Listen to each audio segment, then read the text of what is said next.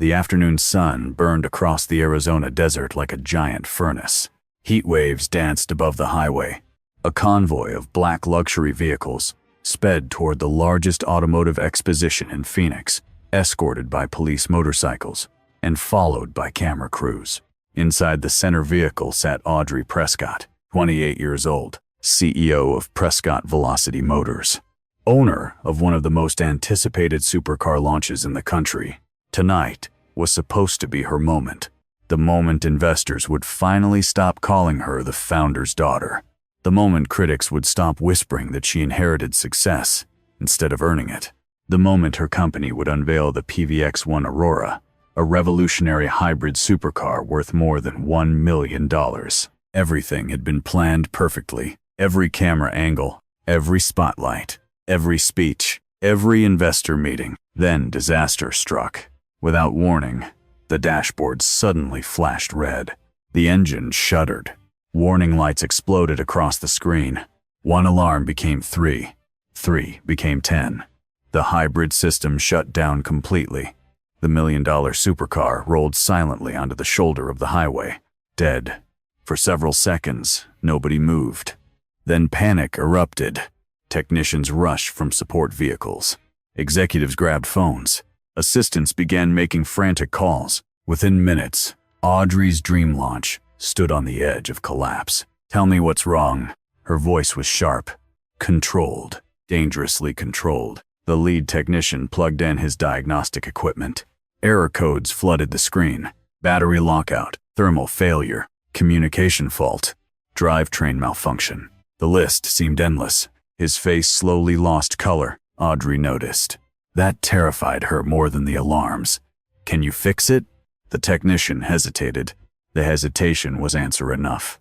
The nearest factory recovery team was over an hour away. The launch would begin in less than 60 minutes. An hour. She didn't have an hour. She barely had half that. The board members were already calling. Investors were already waiting. Reporters were already gathering. One failed launch could destroy years of work. Then, someone suggested the only option available. "There is a repair garage about 5 minutes from here." Audrey frowned. "What kind of garage?" The technician glanced at his phone. His expression said everything. Not a prestigious performance center, not a luxury dealership, not a manufacturer facility. Just a small independent repair shop on the outskirts of the city. The kind of place people drove past without noticing. The kind of place nobody associated with $1 million vehicles. The kind of place Audrey normally wouldn't trust with a lawnmower. But she had no choice. 20 minutes later, the PVX-1 Aurora sat in front of a weathered garage, surrounded by cracked concrete and faded paint. The sign above the entrance was sun-bleached. The building looked decades old. A dusty pickup truck sat nearby. A rusty oil drum leaned against one wall. Everything about the place screamed ordinary. Audrey stepped from her vehicle and stared at the garage. Disbelief crossed her face. This was their solution? This place looked as if it belonged in another century. Then the garage owner appeared. He wasn't what she expected. Tall, broad-shouldered, calm. No expensive uniform. No luxury branding. No impressive title. Just a simple gray work shirt stained with grease. And behind the office counter sat a little girl holding a worn teddy bear, 7 years old, watching quietly. The contrast felt ridiculous. A $1 million prototype, a struggling garage, a single father, a child with a teddy bear. Audrey looked around. The cracked concrete, the old shelves, the faded walls. Then she said the words that would change everything. "You call this a garage?" Silence followed. The little girl lowered her eyes. The father didn't react. Audrey continued. "It looks more like a place where people abandon broken cars." The words hung in the air. Sharp, cruel, dismissive. The little girl squeezed her teddy bear tighter. The mechanic simply looked at the silent supercar, then back at Audrey. His voice remained calm. "Do you want me to take a look?" No anger, no pride, no argument, just a question. But Audrey had already judged him. She saw grease instead of skill, dust instead of discipline. A small garage instead of expertise. She looked him up and down, then shook her head. I'm not letting a rundown garage touch $1 million car. For a moment, nobody spoke. The mechanic glanced toward his daughter. The little girl looked hurt, not because of the insult, but because someone had insulted the place she called home. The place where she spent every afternoon after school. The place where her father worked tirelessly to provide for her. The place that contained every memory she had left of her late mother. Yet the mechanic still didn't argue. Instead, he looked toward the dead supercar, listened, almost as if he could hear something nobody else could. Then he quietly said something that nobody understood. It isn't dead. Audrey folded her arms. The technician rolled his eyes. The executives exchanged skeptical looks, but the mechanic kept staring at the car. His expression never changed. It's asking for help. The technician laughed. Audrey nearly did the same. Because how could a rundown mechanic know something an entire corporate engineering team didn't? What none of them realized, what Audrey Prescott was about to learn, was that the most dangerous mistake in business isn't trusting the wrong person, it's underestimating the right one. And within the next hour, that single father standing in front of a forgotten garage would do something that would leave a room full of experts speechless. More importantly, he would teach one powerful CEO a lesson she would never forget for the rest of her life. Zane Whitaker hadn't always owned a small garage on the outskirts of Phoenix. In fact, there was a time when he worked in one of the most advanced hybrid performance facilities in the country. Back then, he spent his days around prototype vehicles worth hundreds of thousands, and sometimes millions of dollars. He understood electrical systems. He understood thermal management. He understood the language hidden behind fault codes and warning lights. His coworkers often joked that Zane could hear problems long before computers could detect them. But life has a way of changing priorities. 6 years earlier, everything had been different. His wife, Rachel, was still alive. Bonnie was just a cheerful 3-year-old who loved coloring books and stuffed animals. And Zane was climbing higher in his career every year. Then Rachel got sick. At first, everyone believed she would recover. The doctors were optimistic. The treatment seemed promising. But sometimes life doesn't follow the plans we make for it. The illness moved faster than anyone expected. Before long, hospital visits became part of their daily routine. The future they had imagined together slowly slipped away. And one night, it was gone. Rachel passed away while Bonnie was still too young to understand what death really meant. That night changed everything. Standing alone in a hospital hallway with his sleeping daughter resting against his chest, Zane realized he had a choice to make. He could continue chasing promotions, business travel, and 6-figure paychecks. Or he could become the father Bonnie needed. For him, the decision wasn't difficult. He walked away from his career. Friends told him he was making a mistake. Some called it irresponsible. Others said he was throwing away his future. But Zane didn't see it that way, because every future he cared about was standing right beside him holding a teddy bear.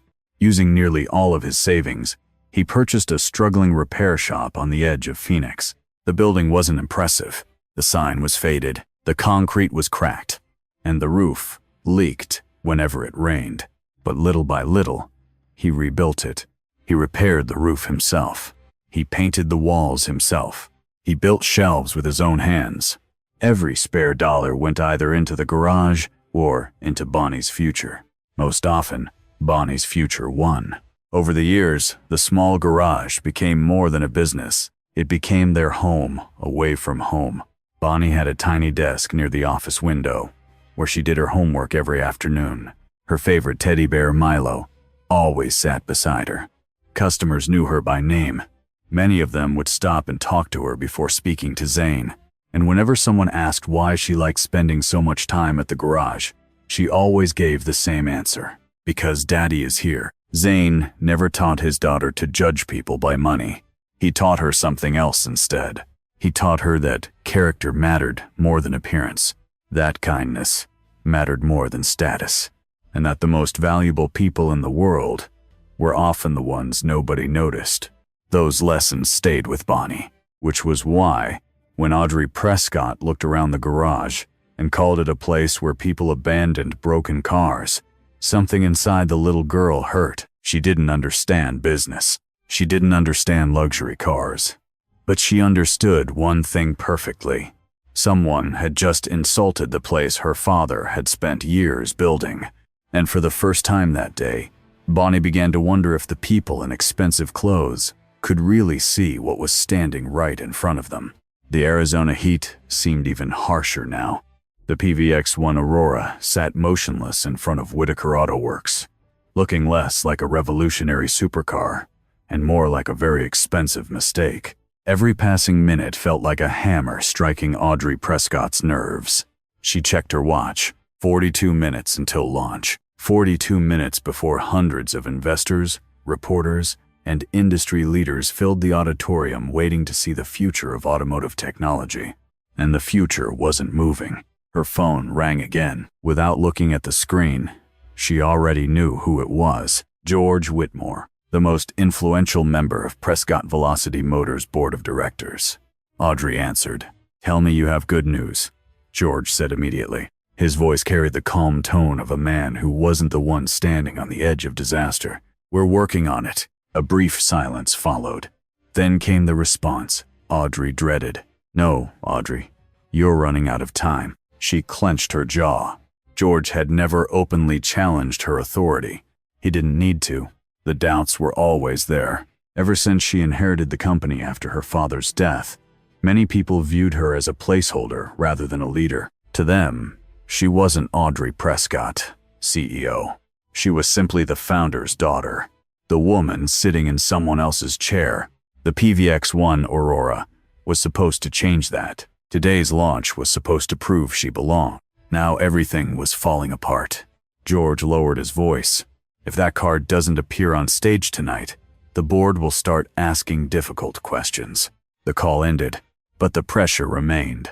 It felt like a weight pressing directly against her chest. Nearby, Carter Blake adjusted his tie and walked over. Unlike Audrey, Carter appeared perfectly calm, almost too calm. "We shouldn't let him touch the car." Audrey looked at him. "Do you have another solution?" "No." "Then what exactly are you suggesting?" Carter glanced toward Zane. The mechanic was standing beside the disabled supercar, studying it quietly. "He runs a small repair shop." Carter shrugged. "We're talking about $1 million prototype." Audrey didn't answer. The truth was, part of her agreed. Everything about Zane seemed wrong for this situation.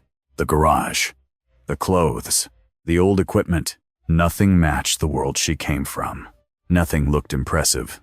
And yet, something about the man's confidence bothered her. Not because he seemed arrogant, because he didn't. Most people tried to impress her. Most people rushed to explain how qualified they were. Most people desperately wanted her approval. Zane wanted none of it.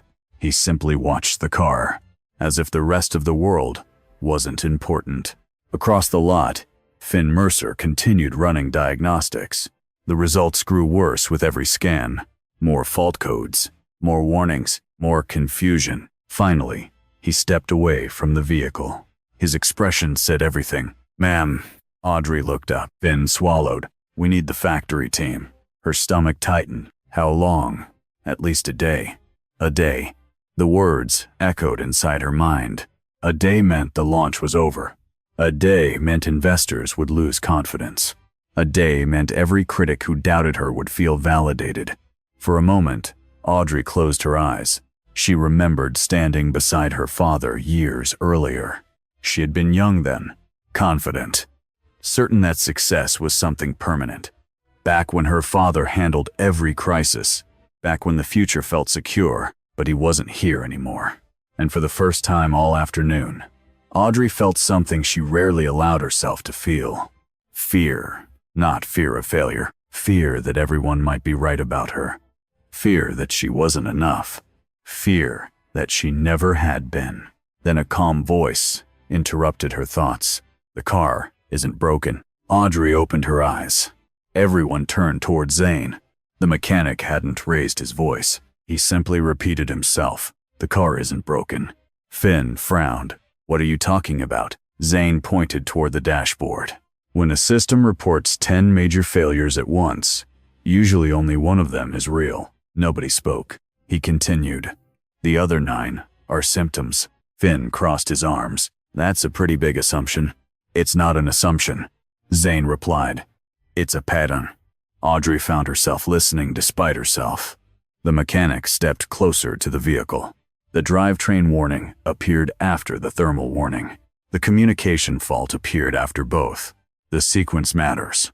Finn's expression changed, only slightly, but Audrey noticed. For the first time, the engineer wasn't dismissing him. He was thinking, if you're enjoying this story so far, take a moment to subscribe to the channel and leave a comment below telling us where you're watching from. Stories like this remind us that sometimes the people we overlook are the ones with the most valuable lessons to teach. Now let's see what happens next. Before anyone could respond, a small voice spoke up. You look thirsty. Everyone turned. Bonnie Whitaker stood near the office doorway, holding a bottle of cold water. She walked carefully toward Audrey. Her teddy bear remained tucked beneath one arm. The little girl offered the bottle with both hands. Audrey blinked. She wasn't used to kindness arriving without conditions, especially not after the way she had spoken earlier. My daddy fixes cars really well, Bonnie said softly. He just doesn't have a fancy garage. The words landed harder than Audrey expected. For a second, she didn't know what to say. Then Carter decided to speak. That's sweet, sweetheart. His tone carried the kind of politeness that isn't really polite. But this isn't a toy. He nodded toward the supercar. This is $1 million vehicle. The smile disappeared from Bonnie's face. Her fingers tightened around Milo. Audrey saw it happen. She saw the hurt. And for the first time all afternoon, she felt uncomfortable about more than the broken car. Before anyone else could react, Zane walked over. He knelt beside his daughter. Not angry, not defensive, just calm. You don't need to prove anything to anyone. He gently adjusted one of her backpack straps. Bonnie looked up at him. But they think you're not good enough. For a moment, Zane was silent. Then he smiled. A small smile. The kind that came from certainty rather than pride. That's okay. He stood up and looked toward the silent supercar. In a few minutes, his voice remained calm. The car will speak for itself. And suddenly, for reasons she couldn't explain, Audrey Prescott wanted to know if he was right. For several seconds, nobody spoke. The desert wind drifted across the cracked concrete lot, carrying the smell of dust and hot asphalt. Zane walked toward the rear section of the PVX-1 Aurora. Every pair of eyes followed him. Audrey folded her arms. Finn stood nearby with his diagnostic laptop. Carter remained skeptical, and Bonnie watched from the office doorway, clutching Milo tightly against her chest. Zane opened the rear access panel. Unlike the engineers, he didn't immediately connect another computer. Instead, he listened. The soft clicking of relays echoed from deep inside the vehicle. Click, pause, click, click. To everyone else, the sounds meant nothing. To Zane, they were clues. He crouched beside the battery compartment and studied the sequence carefully. His eyes moved from one connector to another, then to the cooling system, then back to the dashboard warnings. Minutes passed. No one interrupted him. Even Carter had stopped talking. Finally, Zane stood up. I don't think the battery is the problem. Finn frowned. Every diagnostic report says otherwise. Zane nodded. That's exactly why I don't trust it. The engineer looked confused. What does that mean? Zane pointed toward the dashboard. When one component fails, other systems react. Sometimes those reactions create more warnings than the original problem. He tapped the side of the vehicle gently. This car isn't telling us what's wrong. It's telling us what it's afraid of. Audrey found herself listening more closely.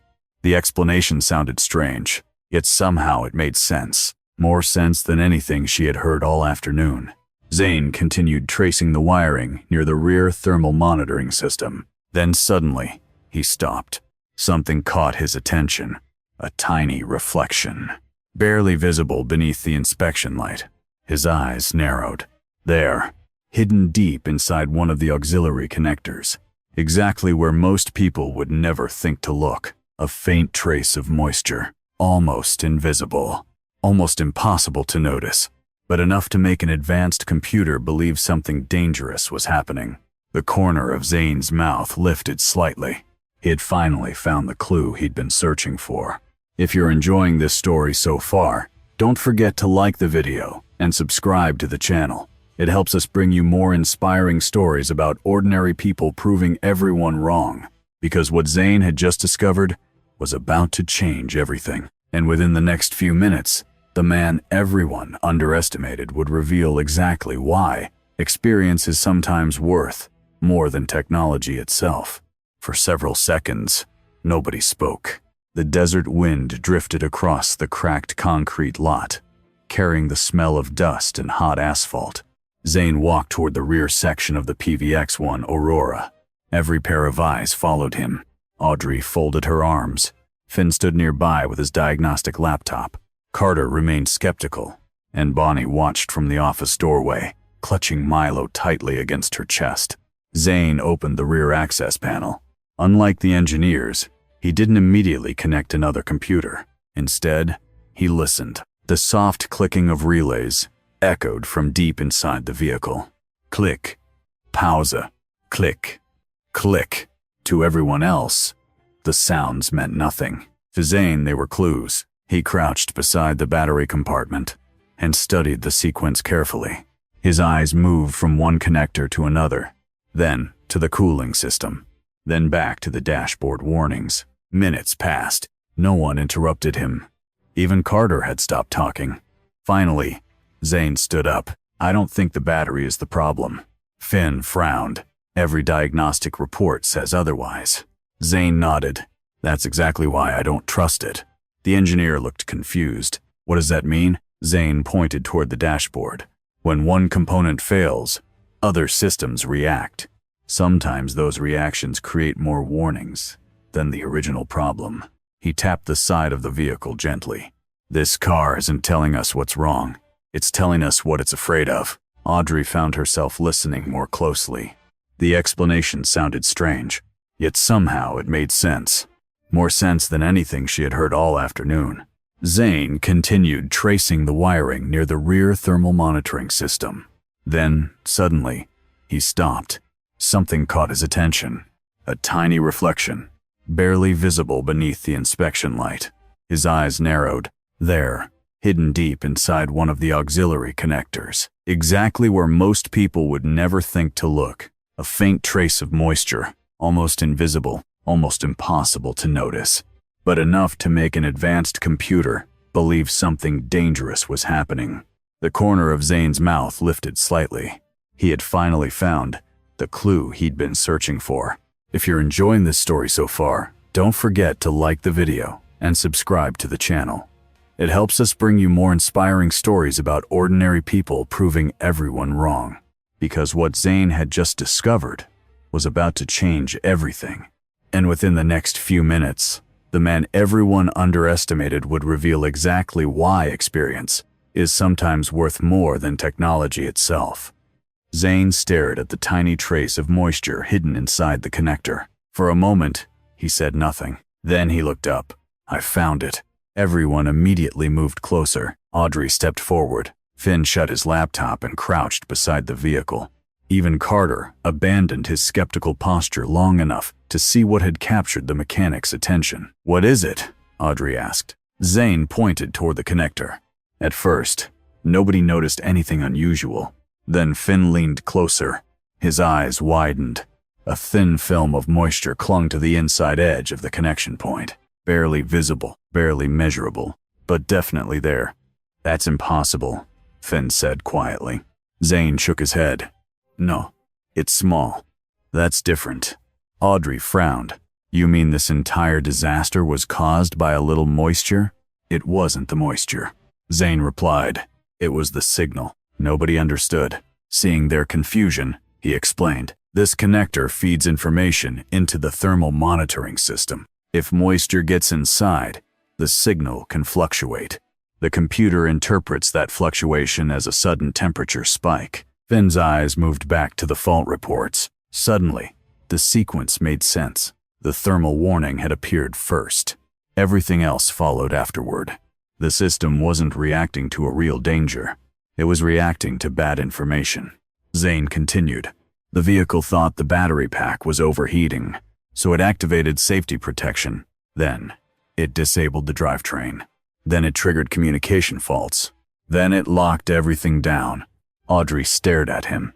The explanation sounded so simple now, yet none of their specialists had seen it.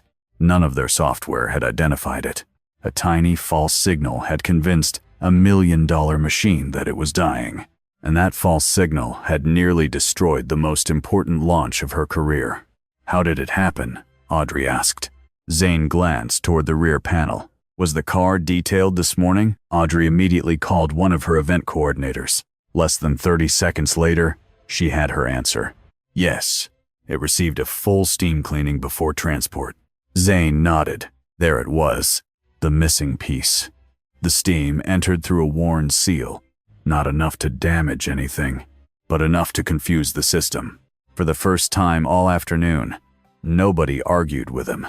Not Finn, not Audrey, not even Carter. The facts were impossible to ignore. Without another word, Zane began working. Every movement was precise. Every tool was carefully selected. He photographed each connector before touching it. He organized every screw in a magnetic tray. He cleaned the affected area, dried the moisture completely, inspected the seal, applied a temporary protective barrier, then reassembled everything exactly as it had been. Finn watched silently. The engineer had spent years studying advanced vehicle systems. Yet standing there, he felt like a student watching a master at work. Minutes passed. The tension in the garage became almost unbearable. Audrey checked her watch. 23 minutes until launch. 22, 21. Finally, Zane stepped back. He wiped his hands on a clean rag, then looked at the vehicle. It's ready. Carter laughed nervously. That's it? Zane didn't even glance at him. The problem was never complicated. He looked directly at Audrey. The car isn't broken. It just needs to trust the information it's receiving again. The words hung in the air. Simple, calm, certain. Then Zane walked toward the driver's door. He opened it and slid into the seat. Around him, everyone held their breath, because the next few seconds would determine everything. Either the forgotten mechanic from a rundown garage was about to prove everyone wrong, or Audrey Prescott was about to lose the biggest moment of her entire career. The entire garage fell silent. No one moved. No one spoke. Every eye was fixed on Zane Whitaker sitting behind the wheel of the PVX-1 Aurora. The tension in the air felt almost unbearable. Audrey stood beside the driver's door, her heart pounding harder than it had during any board meeting, investor presentation, or public speech. 20 minutes. That was all she had left. 20 minutes before the most important launch of her life. 20 minutes before her future would either move forward or fall apart. Across the garage, Finn watched the dashboard carefully. His laptop remained open. His eyes never left the screen. Carter stood with his arms folded, trying to appear confident, but even he looked nervous now. Only Bonnie seemed completely certain. She stood near the office doorway, hugging Milo tightly against her chest. To her, there was never any doubt. Her father would fix the car. He always fixed things. Zane pressed the auxiliary power button. The dashboard immediately lit up. Red warning messages flashed across the display. Thermal fault. Communication error. System lockout. The same warnings that had been there all afternoon. Carter released a short laugh. I knew it. He shook his head. This was a waste of time. But Zane ignored him completely. His attention remained focused on the vehicle. He wasn't looking at the error messages. He was listening to the rhythm of the relays, listening to the response of the system, listening to what the car was trying to tell him. Slowly, he began the resynchronization sequence, one step at a time. No shortcuts, no guessing, no panic. The first warning disappeared. Then another. Finn leaned forward. The third warning vanished. Then the fourth. A heavy silence settled over the garage. Even Carter stopped talking. Nobody wanted to interrupt what they were witnessing. One by one, the fault codes disappeared from the screen. until only a single warning remained. Thermal protection unavailable. The final obstacle. The final red light. The one warning standing between success and disaster. Audrey felt her stomach tighten. This was it. Everything depended on this moment. Stop. Carter suddenly stepped forward. Before you make things worse. Nobody responded.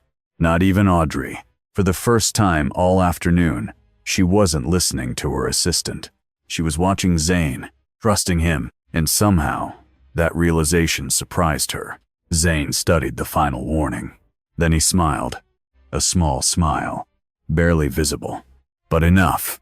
He understood. The system wasn't reporting a failure anymore. It was waiting for confirmation, waiting to complete one final verification cycle. Zane powered the system down. 1 second, 2 seconds, 3, 4. Then he restarted the sequence, using a slightly different order. Near the office doorway, Bonnie whispered softly into Milo's ear. "You can do it, Daddy." Zane didn't look back, but the corner of his mouth lifted. A heartbeat later, the final red warning disappeared. The dashboard cleared completely. No errors. No alarms. No lockouts. Nothing. For 2 long seconds, nobody breathed. Then it happened. A deep, controlled growl filled the garage. The hybrid powertrain came to life. The headlights flashed on, the digital displays stabilized, and the $1 million supercar that had been completely dead less than an hour earlier suddenly roared back to life. Bonnie screamed with excitement. Finn slowly closed his laptop. The expression on his face wasn't disappointment. It was admiration, pure admiration. Carter looked as if someone had pulled the ground out from beneath him, but Audrey didn't notice either of them. She couldn't take her eyes off Zane. The man she had mocked, the man she had underestimated, the man she had judged because of a faded sign and a cracked concrete floor. Zane stepped out of the car. He didn't celebrate. He didn't boast. He didn't remind anyone that he had been right. Instead, he knelt down as Bonnie ran into his arms. Holding her tightly, he kissed the top of her head. Then he stood up and looked at Audrey. "She'll make it to the launch." His voice was calm, professional, almost casual. "Just don't push her too hard until that connector gets replaced." Audrey stared at him. For the first time that day, she understood something important. The smartest person in the garage wasn't the one wearing a suit, wasn't the one carrying a laptop, and wasn't the one running a billion-dollar company. It was the man everyone had overlooked. But what happened next would surprise her even more than the repair itself. For several seconds after the engine came back to life, nobody spoke. The PVX-1 Aurora purred smoothly, as if nothing had ever been wrong. The crisis was over. The launch was saved. And somehow, the man responsible for it seemed to care less than anyone else in the garage. Zane stepped away from the vehicle and grabbed a clean rag. No celebration, no boasting, no "I told you so." Just another job completed. Audrey stared at him. The more she watched, the more uncomfortable she felt. Everything she thought she knew about him had been wrong. Finally, she cleared her throat. "How much do I owe you?" Zane named a number. A normal repair fee. Nothing more. Audrey blinked. Surely she had misheard. The amount wasn't based on the value of the car. It wasn't based on the urgency of the situation. And it certainly wasn't based on the fact that he had just saved a multi-million-dollar product launch. It was simply the amount he would have charged anyone else. For a moment, Audrey didn't know what to say. Oddly enough, she almost wished he had demanded more. That would have been easier to understand. 11 minutes later, the PVX-1 Aurora rolled onto the stage exactly on schedule. Spotlights exploded across the auditorium. Cameras flashed. Investors leaned forward in anticipation. The launch was a success before Audrey even reached the microphone. Then she heard Carter Blake speaking to a group of reporters near the back of the room. "Our technical team handled the issue quickly," he said confidently. "It was a minor problem and completely under control." Audrey froze. She looked at Carter, then at the audience, then at the gleaming supercar behind her. She had a choice. She could remain silent. She could accept the praise, She could allow history to remember a convenient lie. Instead, she slowly set her notes aside. The room grew quiet. "Before I introduce this vehicle," she said, looking directly into the cameras, "I need to tell you about the man who actually saved it today." A ripple of confusion spread through the audience. Audrey continued, "This car isn't on this stage because of me. It isn't here because of my executive team. It's here because a single father working in a small repair shop heard something the rest of us missed." The room fell completely silent, and this afternoon, I judged him before I knew him. For a heartbeat, nobody moved. Then someone began to clap. Another joined in, then another. Within seconds, the entire auditorium was on its feet. And miles away, in a small garage on the edge of Phoenix, Zane Whitaker had no idea that his life was about to change forever. The launch was a success. Investors were impressed. Reporters filled social media with images of the PVX-1 Aurora. Industry analysts praised the presentation. By every measurable standard, Audrey Prescott had won. Yet as the evening wore on, she found herself feeling strangely unsettled. The applause still echoed in her ears. The congratulations kept arriving. Board members who had doubted her only hours earlier were suddenly smiling and shaking her hand. But none of it felt satisfying, because every time she closed her eyes, she saw the same image: a little girl holding a worn teddy bear, and a father kneeling beside her, protecting her dignity without raising his voice. By the time the event finally ended, it was nearly 10 o'clock. Most people headed home. Others went to after-parties and networking dinners. Audrey did neither. Instead, she climbed into her car and drove toward the edge of Phoenix. Alone. No assistant. No security team. No cameras. Just her. Nearly 40 minutes later, she pulled into the parking lot of Whitaker Auto Works. The garage was almost closed. One of the lights inside still glowed warmly through the front window. The large roll-up door was halfway down.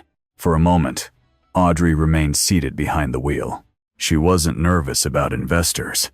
She wasn't nervous about competitors. But somehow, she felt nervous now. Because apologizing was harder than giving speeches, especially when the apology was deserved. Finally, she stepped out and walked toward the garage. Inside, Zane was cleaning tools before locking up for the night. Everything looked different now. Earlier that afternoon, she had seen a rundown repair shop. Now she noticed the details. The spotless floor, the carefully organized shelves, the labeled tool racks, the framed photographs, the children's drawings hanging on one wall. Nothing was expensive, but everything was cared for. Everything mattered. At the far corner of the office, Bonnie was asleep in a chair. A small blanket covered her shoulders. Milo rested beneath her chin. The sight stopped Audrey in her tracks. There was something peaceful about it, something real, something she hadn't experienced in a very long time. Zane looked up from the workbench. Unlike most people, he didn't appear surprised to see her. "Car acting up again?" he asked. Audrey laughed softly. "For the first time all day." "No." She shook her head. "This time it's me." Zane waited. He didn't rush her. He didn't make things easier. And somehow, she appreciated that. Instead of speaking to him first, Audrey walked quietly toward Bonnie. The little girl stirred. Her eyes slowly opened. For a second, she looked confused. Then she recognized Audrey. The CEO knelt beside the chair so that she was at eye level with her. "I owe you an apology," Audrey said softly. Bonnie blinked. "For what?" The question hit harder than Audrey expected. Because children rarely complicated things. They simply asked for the truth. Audrey took a breath. "For making fun of your father's garage. For judging him before I knew him. And for letting someone make you feel bad." Bonnie thought about that for several seconds. Then she looked around the garage. The shelves. The drawings. The office. The workbench. Everything she loved. Finally, she looked back at Audrey. "Do you still think it's a bad garage?" The question made Audrey smile. Slowly, she shook her head. "No." She glanced around the room. "I think it's the place that saved the most important day of my life." Bonnie considered the answer seriously. Then she nodded. Satisfied, Audrey stood and turned toward Zane. This time there was no distance between them. No shio, no mechanics. Just two people having an honest conversation. I was wrong, she said. The words came easier now. I was wrong to judge you. I was wrong to insult your work. And I was wrong to stand there while my assistant insulted your daughter. Zane listened quietly. When she finished, he folded a shop towel and placed it on the workbench. I can handle people underestimating me, he said. His voice was calm. But she shouldn't have to. Audrey nodded. She understood. More than he realized. Then she reached into her bag and pulled out a folder. She placed it on the bench between them. I want to offer you something. Zane glanced down at the documents. What is it? A consulting contract. He looked up. Audrey continued. Prescott Velocity Motors wants to hire you as an independent technical advisor. She paused. And we'd like Whitaker Auto Works to become a service partner for our demonstration fleet. The garage fell silent. For a moment, nobody moved. Then Zane picked up the folder. He opened it, read the first page, closed it again. But he didn't sign. Instead, he set it back on the bench. If we work together, he said carefully, I have one condition. Audrey raised an eyebrow. What condition? Zane glanced toward Bonnie, then back at Audrey. No one in your company gets to look down on working people because they don't wear a suit. For a second, Audrey simply stared at him. Then she smiled. A real smile. Not the kind used for cameras. Not the kind used for shareholders. A genuine smile. That won't be a problem. At that exact moment, Bonnie suddenly sat upright. Still half asleep. Still clutching Milo. She looked at Audrey very seriously. Do you know how to fix cars? Audrey laughed. No. Bonnie nodded. Then you should learn from my daddy. A beat passed. But this time, make sure you listen. For the first time in a very long while, all three of them laughed together. And none of them realized it yet. But something far more important than a business partnership had just begun. In the weeks that followed, life at Whitaker Auto Works changed. But not in the way most people would expect. Zane didn't move into a larger building. He didn't buy a luxury home. He didn't suddenly start acting like a celebrity. The faded sign above the garage was repainted, but it stayed exactly where it had always been. The cracked concrete out front was repaired, but not replaced. A few new diagnostic tools appeared inside the shop. A brighter lamp was installed above Bonnie's desk, and a small bookshelf filled with books about science, engines, and space quietly found its place beside her chair. But the heart of the garage never changed. Every morning, Zane still unlocked the doors before sunrise.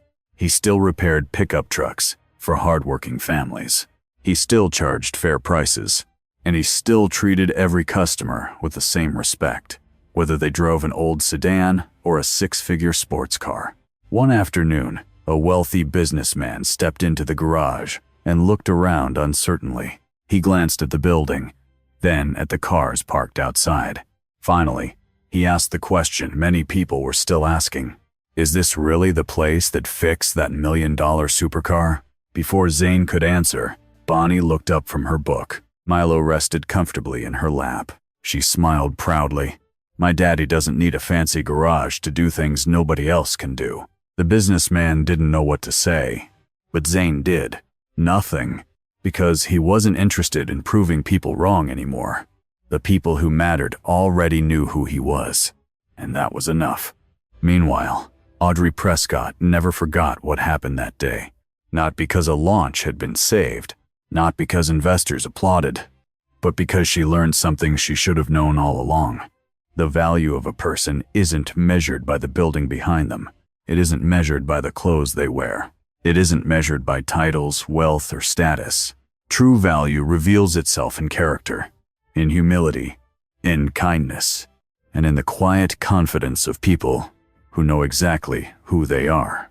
Sometimes the most talented person in the room isn't standing on a stage. Sometimes they're working in a small garage at the edge of town. Sometimes they're raising a child, helping neighbors, and waiting for the world to finally notice what was there all along. And maybe that's the lesson this story leaves behind. Never underestimate someone because of where they stand today. Because the person everyone overlooks may be the very person who changes everything tomorrow. If this story touched your heart, take a moment to like the video, subscribe to the channel, and turn on notifications so you don't miss our next inspiring story. And before you go, tell us in the comments, have you ever been judged unfairly because of your appearance, job, or circumstances? We'd love to hear your story. Thank you for staying with us until the very end. And remember, the world may not recognize your worth right away, but if you keep showing up, keep working, and keep believing in yourself, one day, your actions will speak louder than anyone's judgment ever could.